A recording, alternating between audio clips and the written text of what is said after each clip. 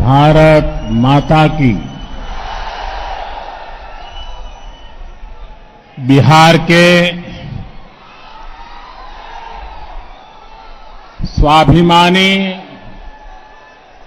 और मेहनती भाई बहन, आप सभी के प्रणाम।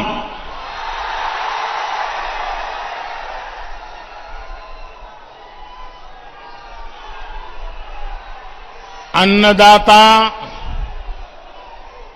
मेहनतकश किसान भाई लोग के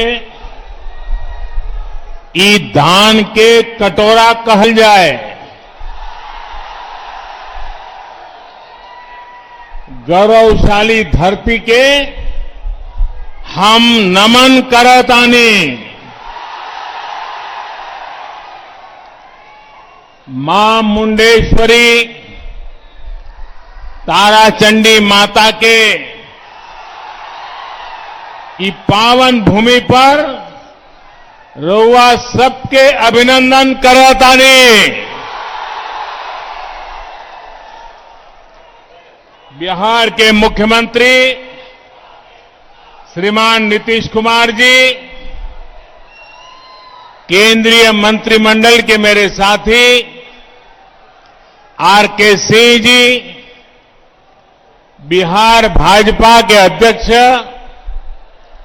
डॉक्टर संजय जायसवाल जी, वीआईपी पार्टी के अध्यक्ष भाई मुकेश साहनी जी, भाजपा सांसद भाई छेदी पासवान जी और मेरे प्यारे भाई और बहनों,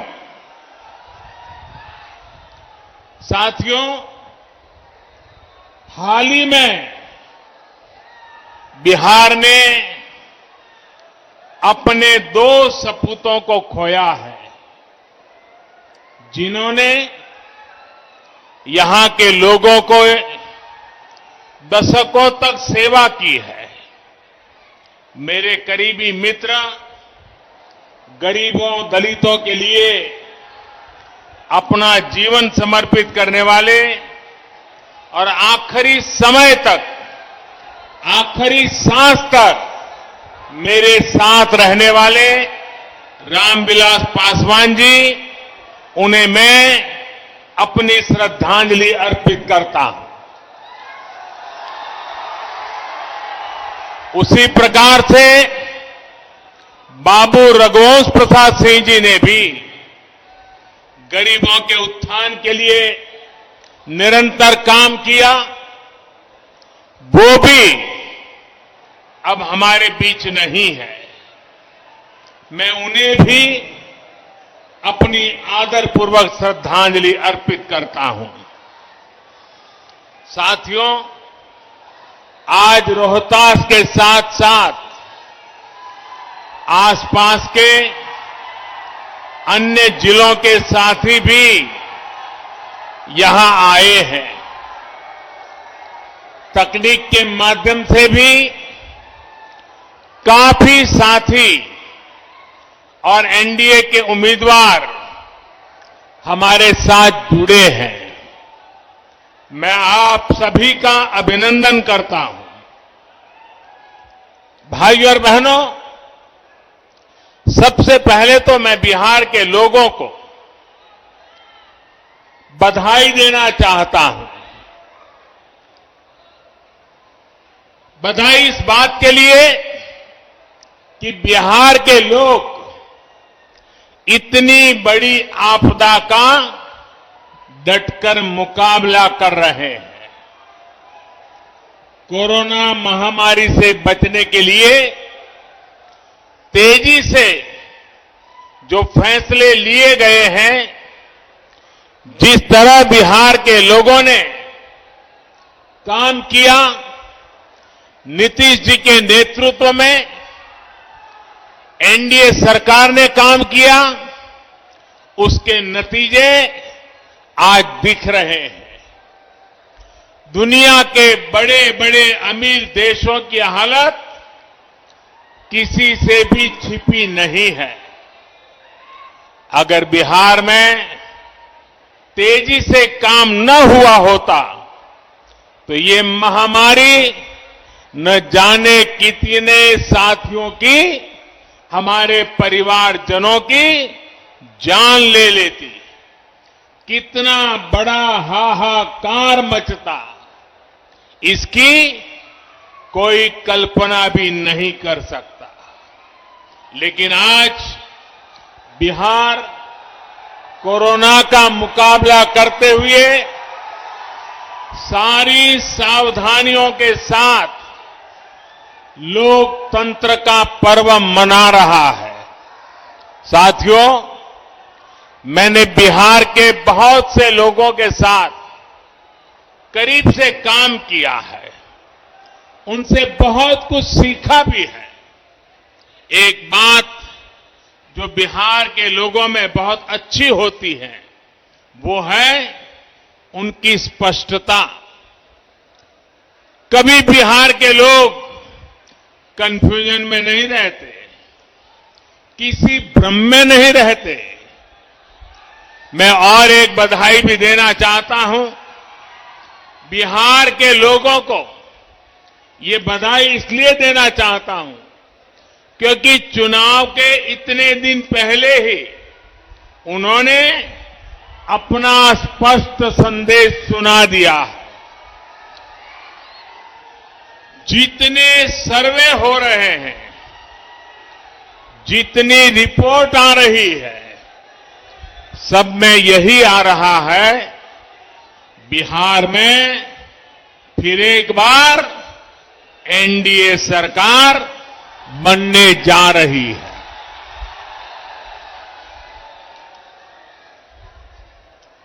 लेकिन मेरे बिहार के प्यारे भाइयों बहनों, हर चुनाव में ऐसा भी होता है जब कुछ लोग भ्रम फैलाने के लिए एक दो चेहरों को अचानक बड़ा दिखाने लग जाते हैं। कभी किसी नई शक्ति के उभरने की बातें फैलाई जाती है, लेकिन इसका मतदान पर कोई असर नहीं पड़ता।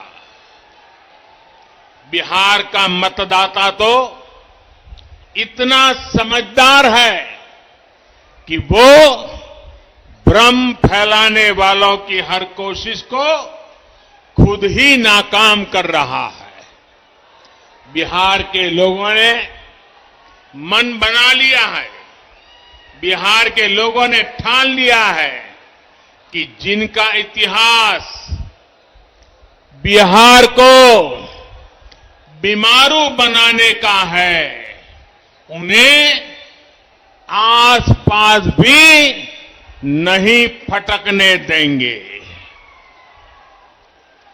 भाई बहनी लोगन, भारत के दिल बाटे बिहार, भारत के सम्मान बा बिहार, भारत के स्वाभिमान बा बिहार, भारत के संस्कार बा बिहार, आजादी के जय घोष बा बिहार, संपूर्ण क्रांति के शंखनाद बा बिहार, आत्मनिर्भर भारत के परचम बा बिहार।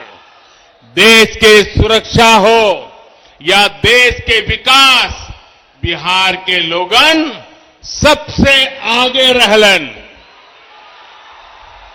बिहार के सपूत गलवान घाटी में तिरंगा के खातिर शहीद हो गए, लेकिन भारत माता के माथा ना झुके देले।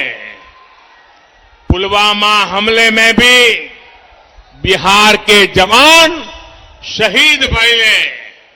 हम उनके चरणन में शीश झुकावतानी, श्रद्धांजलि देवतानी। बिहार अब विकास की ओर तेजी से बढ़त बात है। अब बिहार के कोई बीमारू बेबस राज्य नहीं कह सकत। लालटेन के जमाना गईल।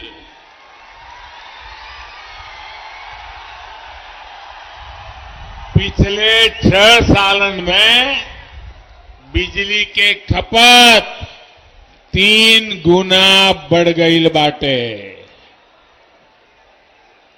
भाइयों और बहनों, अंधेरे से उजाले की ओर बढ़ना इसी को कहते हैं। बिहार के लोग भूल नहीं सकते वो दिन जब सूरज ढलते का मतलब होता था सब कुछ बंद हो जाना, ठप पड़ जाना। आज बिजली है, सड़कें हैं, लाइटें हैं और सबसे बड़ी बात वो माहौल है जिसमें राज्य का सामान्य नागरिक बिना डरे रह सकता है, बिना डरे जी सकता है। वो दिन जब सरकार चलाने वालों की निगरानी में दिन दहाड़े डकैती होती थी, हत्याएं होती थी, रंगदारी वसूली जाती थी। वो दिन जब घर की बेटियां घर से निकलती थी तो जब तक वापस न आ जाए माता पिता की सांस अटकी रहती थी। जिन लोगों ने एक एक सरकारी नौकरी को, जिन लोगों ने एक एक सरकारी नौकरी को हमेशा लाखों करोड़ों रुपए कमाने का जरिया माना, जिन लोगों ने सरकारी नियुक्तों के लिए बिहार के नौजवानों से लाखों की रिश्वत खाई, वो फिर बढ़ते हुए बिहार को ललचाई नजरों से देख रहे हैं। आज बिहार में पीढ़ी भले बदल गई हो, लेकिन बिहार के नौजवानों को ये याद रखना है कि बिहार को इतनी मुश्किलों में डालने वाले कौन थे। साथियों, 2014 में केंद्र में सरकार बनने के बाद जितने समय बिहार को डबल इंजन की ताकत मिली, राज्य के विकास के लिए और ज्यादा तेजी से काम हुआ है। बिहार को जो प्रधानमंत्री पैकेज मिला था, उस पर काम की रफ्तार भी तेज गति से आगे बढ़ रही है। कोरोना के इस समय में भी गरीबों को सर्वोच्च प्राथमिकता देते हुए एनडीए सरकार ने काम किया है। जहां कभी गरीब का राशन की दुकान में ही लूटा जाता था, वहां कोरोना काल में गरीबों को मुफ्त राशन घर पहुंचाया गया है।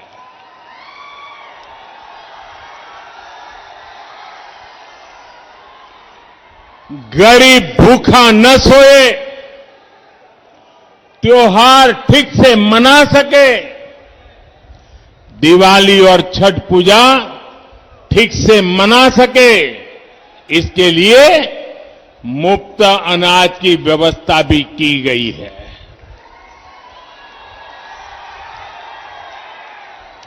इसी कोरोना के दौरान करोड़ों गरीब बहनों के खाते में सीधी मदद भेजी गई, मुफ्त गैस सिलेंडर की व्यवस्था की गई। शहरों में जो रेहड़ी ठेला चलाने वाले साथी हैं, उनके लिए भी बैंकों से आसान ऋण सुनिश्चित कराया जा रहा है ताकि वो अपना काम फिर शुरू कर सके, आगे बढ़ सके। साथियों, देश जहां संकट का समाधान करते हुए आगे बढ़ रहा है, ये लोग देश के हर संकल्प के सामने रोड़ा बनकर खड़े हैं। देश ने किसानों को बिचौलियों और दलालों से मुक्ति दिलाने का फैसला लिया तो ये बिचौलियों और दलालों के पक्ष में खुलकर मैदान में है। मंडी और एमएसपी का तो बहाना है, असल में दलालों और बिचौलियों को बचाना है। याद कीजिए, लोकसभा चुनाव से पहले जब किसानों के बैंक खाते में सीधे पैसे देने का काम शुरू हुआ था, तब इन्होंने कैसे कैसे भ्रम फैलाया था। जब देश की रक्षा के लिए राफेल विमानों को खरीदा गया, तब भी ये बिचौलियों और दलालों की भाषा बोल रहे थे।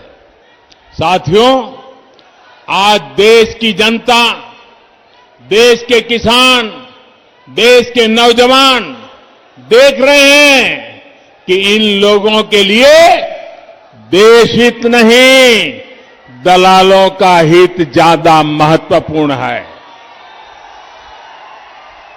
इसलिए जब जब बिचौलियों और दलालों पर चोट की जाती है, तब तब ये तिलमिला जाते हैं, बौखला जाते हैं। आज हालत ये हो गई है कि ये लोग भारत को कमजोर करने की साजिश रच रहे लोगों का साथ देने से भी नहीं हिचकिचाते। आप मुझे बताइए, जम्मू कश्मीर से आर्टिकल 370 हटने का इंतजार देश बरसों से कर रहा था या नहीं? ये फैसला हमने लिया, एनडीए की सरकार ने लिया, लेकिन आज ये लोग इस फैसले को पलटने की बात कर रहे हैं। ये कह रहे हैं कि सत्ता में आए तो आर्टिकल 370 फिर लागू कर देंगे।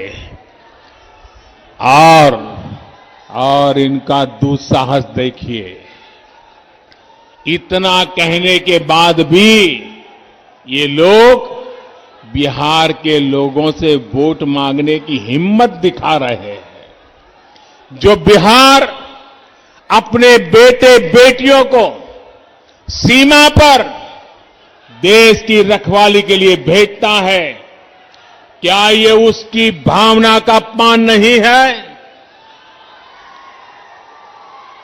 मैं जवानों और किसानों की भूमि बिहार से इन लोगों को एक बात एकदम स्पष्ट कहना चाहता हूं।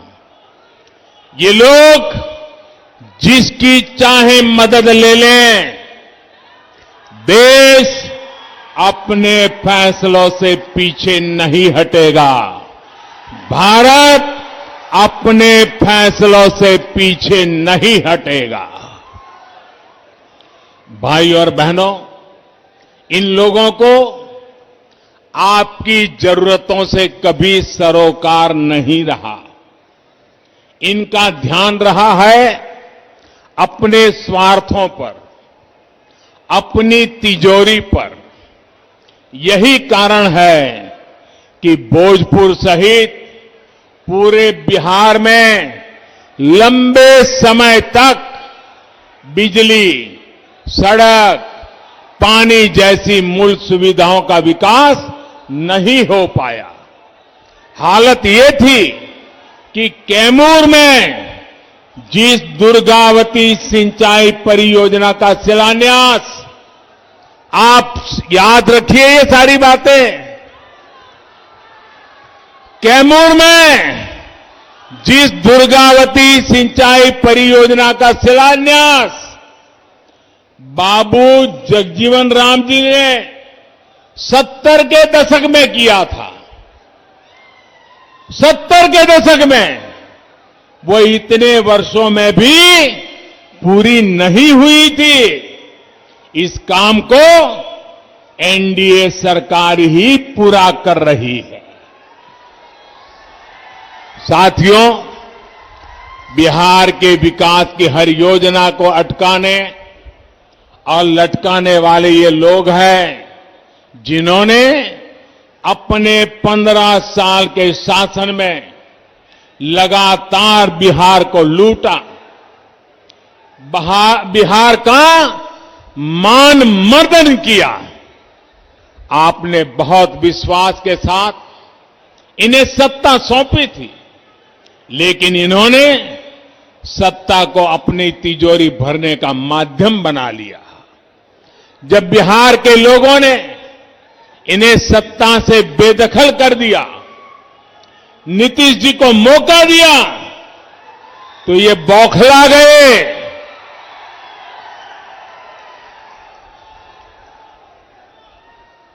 जो बात मैं बता रहा हूं, इसको जरा बारीकी से समझने की कोशिश कीजिए।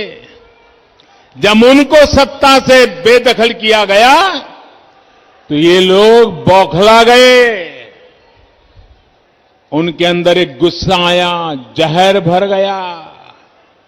इसके बाद 10 साल तक इन लोगों ने दिल्ली में यूपीए की सरकार में रहते हुए बिहार पर, बिहार के लोगों पर अपना गुस्सा निकाला।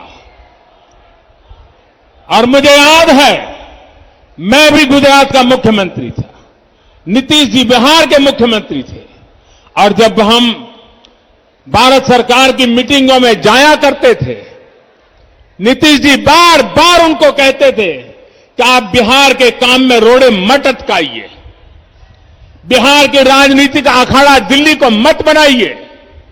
लेकिन 10 साल तक यूपीए सरकार में बैठे लोगों ने, जिसको टाइट चाबी करने के लिए बिहार के लोग पहुंचे हुए थे, वे पराजय के गुस्से में नीतीश जी को एक काम नहीं करने देते थे। 10 साल बर्बाद कर दिए नीतीश जी के। बाद में 18 महीने क्या हुआ, ये मुझे कहने की जरूरत नहीं है, आप भली भांति जानते हैं।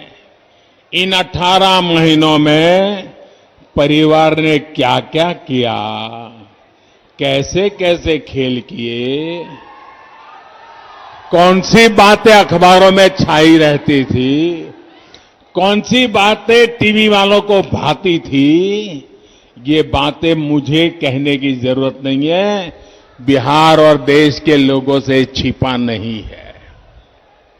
जब नीतीश जी इस खेल को भांप गए, ये समझ गए कि इन लोगों के साथ रहते हुए बिहार का भला तो छोड़िए, बिहार और 15 साल पीछे चला जाएगा, तो उन्हें सत्ता छोड़ने का फैसला लेना पड़ा। साथियों, बिहार के लिए, बिहार के उज्जवल भविष्य के लिए हम फिर एक बार नीतीश जी के साथ आए। साथियों, 2014 में प्रधान सेवक बनने के बाद, यह आंकड़ा लोगों को याद नहीं आ रहा है, बिहार में याद कराना पड़ेगा। मुझे नीतीश जी के साथ कंधे से कंधा मिलाकर काम करने के लिए सिर्फ 3-4 साल का ही मौका मिला है। बाकी तो यूपीए के साथ संघर्ष करने में बिहार का टाइम गया है। लेकिन इन 3-4 वर्षों में भी कहीं पर 3-4 गुना काम किया, कहीं पर 5 गुना तेजी से काम किया गया है। साथियों, आज एनडीए के सभी दल मिलकर आत्मनिर्भर, आत्मविश्वासी बिहार के निर्माण में जुटे हैं। बिहार को अभी भी विकास के सफर में मीलों आगे जाना है, नई बुलंदी की तरफ उड़ान भरनी है।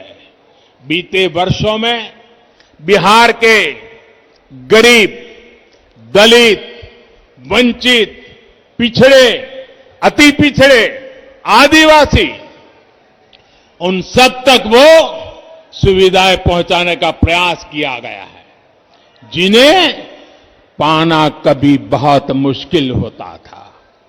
आज उसको अपना पक्का घर बिना किसी भेदभाव के मिल रहा है। आज वो भी संपन्न परिवारों की तरह गैस चूल्हे पर खाना बना रहा है।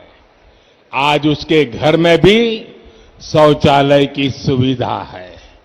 आज उसके बच्चे भी बिजली की रोशनी में पढ़ाई कर पा रहे हैं। आज वो बीमार होता है तो उसके पास 5 लाख रुपए तक मुफ्त इलाज की सुविधा है। साथियों, शुद्ध पीने के पानी की क्या स्थिति थी, ये बिहार की बहनों बेटियों से बेहतर कौन समझ सकता है। आज जल जीवन मिशन से हर घर जल पहुंचाने का काम तेजी से चल रहा है। इस मिशन का लाभ यहां इस क्षेत्र में रहने वाले हमारे आदिवासी भाई बहनों को भी होगा। उनके घर में भी पाइप से पानी पहुंचेगा। साथियों, हमारे यहां गांवों के घरों के स्वामित्व को, घर का मालिक कौन है, उसका स्वामित्व किसके पास है, इन बातों को लेकर हमेशा बहुत बड़ा सवाल रहा है। गांव की जमीन, इन जमीनों पर घर, पुरखों के बनाए घर, इनमें बरसों से जो लोग रहते रहे हो, लेकिन सरकारी दस्तावेजों में इनका अस्तित्व ही नहीं रहता। ऐसे में अक्सर 2-4 फुट को लेकर हर घर के साथ दूसरे का विवाद चलता रहता है, रिश्तेदारों में विवाद चलता रहता है, गांव में झगड़े होते रहते हैं, मार पिटाई होती है, कभी कभी मौत बुला ली जाती है। इन जमीनों पर, इन घरों पर मैं बिहार के हर गांव के नागरिक से बात विशेष रूप से कहना चाहता हूं। इन घरों पर आज जो उनके घरों के पास कागज होने के कारण बैंकों से कोई कर्ज भी नहीं मिलता है। भारत के गांवों में रहने वालों की इस दिक्कत को दूर करने के लिए केंद्र सरकार ने स्वामित्व योजना की शुरुआत की है। इस योजना में सब कुछ टेक्नोलॉजी के माध्यम से हो रहा है, टेक्नोलॉजी कर रही है। ड्रोन की मदद से गांव के घर घर की मैपिंग, उसको नापा जा रहा है, मैपिंग कराई जा रही है।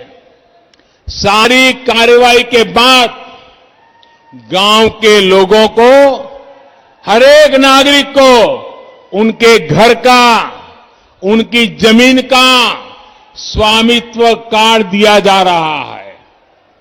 भारत के 6 राज्यों में ये योजना पायलट के रूप में शुरू हो गई है। कुछ दिन पहले बाबू जयप्रकाश नारायण जी की जयंती के दिन 1 लाख लोगों को स्वामित्व कार्ड दिए गए हैं। बिहार में चुनाव के बाद, एनडीए की सरकार बनने के बाद बहुत जल्द इस योजना को यहां पर भी शुरू किया जाएगा। बिहार के गांव के हर नागरिक को इसका बहुत बड़ा लाभ मिलने वाला है। यहां के नौजवानों को लाभ होने वाला है। घर के स्वामित्व कार्ड पर गांव का नागरिक भी बैंकों से बहुत आसानी से ऋण ले सकेगा, कोई दिक्कत नहीं होगी। ये स्वामित्व कार्ड आपके जीवन में एक नई निश्चिंतता लेकर आएगा। साथियों, सुविधा के साथ साथ बिहार के सभी वर्गों को अधिक से अधिक अवसर देने के लिए ठोस प्रयास किए जा रहे हैं। दलितों, पिछड़ों, आदिवासियों को मिलने वाले आरक्षण को अगले 10 साल तक के लिए बढ़ा दिया गया है। उसी प्रकार से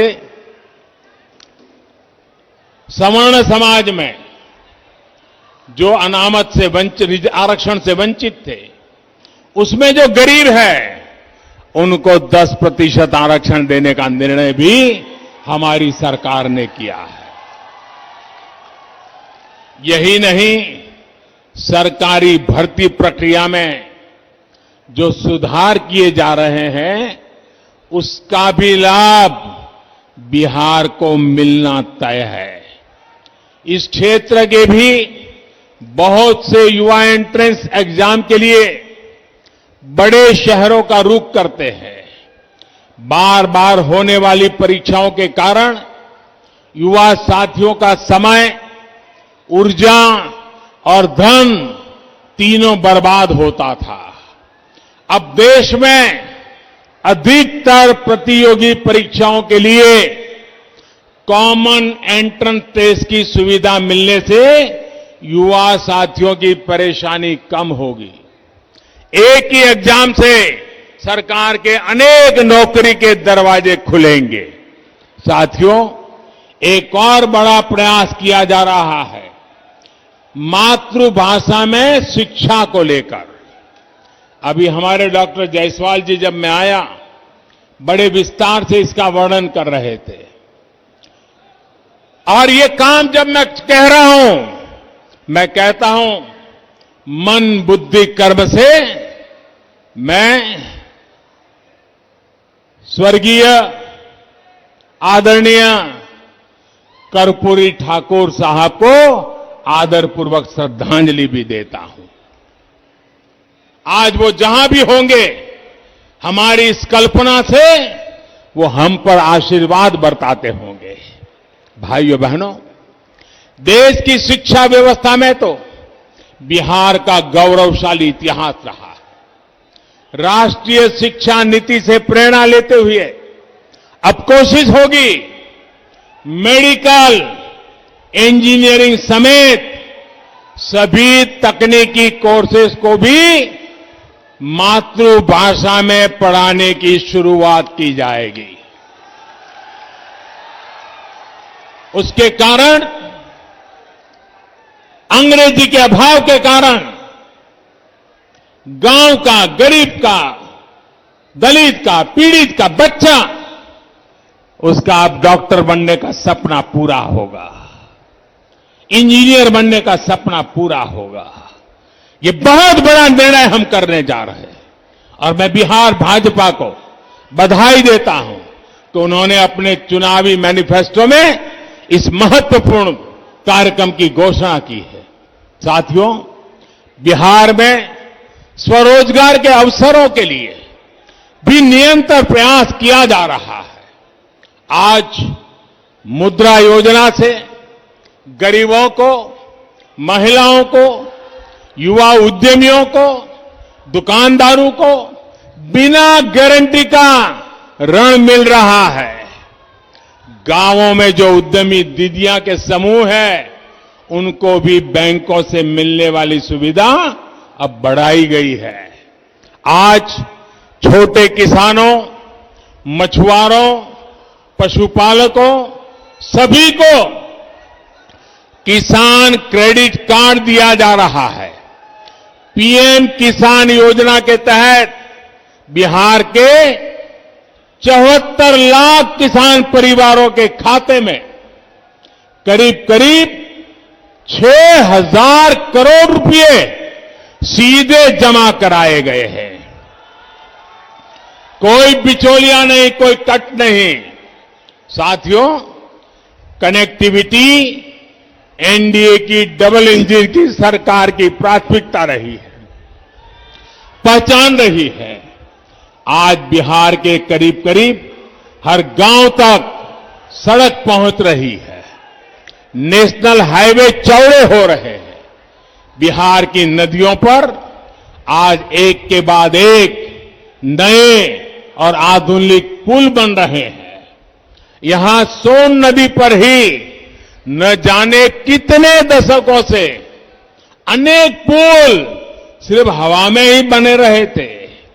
अब इस दिशा में पूरी ईमानदारी से काम चल रहा है। सोन नदी पर कोइलवर पुल के समांतर 4 लेन पुल का काम अंतिम चरणों में है। बिहार को झारखंड से कनेक्ट करने के लिए भी सोन नदी पर पुल बनाया जा रहा है। इस क्षेत्र में भी और विशेषकर नक्सल प्रभावित क्षेत्रों में हजारों करोड़ रुपए खर्च करके लंबी सड़कों और दर्जनों पुलों के निर्माण पर काम चल रहा है। रेल लाइनों का बिजलीकरण और रेलवे स्टेशनों का सुंदरीकरण तेजी से चल रहा है। सासाराम सहित अनेक शहरों में बाईपास भी बन रहे हैं। कनेक्टिविटी के साथ साथ बक्सर के चौसा में 10,000 करोड़ रुपए की लागत से बनने वाले पावर प्रोजेक्ट पर भी काम शुरू हो रहा है। साथियों, कनेक्टिविटी सुधारने का बहुत बड़ा लाभ यहां के किसानों, नौजवानों, उद्यमियों, व्यापारियों, कारोबारियों को मिलेगा। इस क्षेत्र में आत्मनिर्भर होने की बहुत बड़ी क्षमता है। कैमूर का सोनाचूर चावल हो या आदिवासी साथियों की वन उपज हो, फल सब्जियां हो, इन सब से अब ज्यादा आय होने की संभावना बड़ी है। अब केंद्र सरकार गांवों में भंडारण और दूसरी सुविधाएं बनाने के लिए लाखों करोड़ रुपए खर्च करने जा रही है। इससे इस क्षेत्र में भी फूड पार्क जैसी सुविधाएं विकसित होंगी। हाल में कृषि क्षेत्र से जुड़े जितने भी सुधार किए गए हैं, उनका लक्ष्य ये भी है कि गांव के पास ही ज्यादा से ज्यादा कृषि से जुड़े उद्योग लगे। भाइयों और बहनों, आत्मनिर्भरता के संकल्प को मजबूत करने के लिए फिर नीतीश जी की अगुवाई में सरकार बनाना जरूरी है। बिहार में भाजपा, जेडीयू, हम पार्टी और वीआईपी के गठबंधन यानी एनडीए की सरकार जरूरी है। बिहार को आत्मनिर्भर बनाने के लिए, देश को आत्मनिर्भर बनाने के लिए एनडीए की जीत जरूरी है। मुझे खुशी है कि बूथ लेवल पर भी एनडीए के सभी कार्यकर्ता, सभी राजनीतिक दलों के घटक दलों के साथी एकजुट होकर के पूरी ताकत से जुटे हुए हैं, एक दूसरे के साथी बने हुए हैं। इस बार तो मैं देख रहा हूं कि मतदाता, बिहार की महिलाएं, बहनें, बेटियां एनडीए को जिताने के लिए पूरी ताकत झोंक रही है। जो भी एनडीए का है, उसकी जीत के लिए ये साझा संकल्प सभी की बहुत बड़ी ताकत है। आप सभी समय निकालकर हम सभी को आशीर्वाद देने आए, इसके लिए आपका फिर से बहुत बहुत धन्यवाद। भारत माता की, भारत माता की, भारत माता की।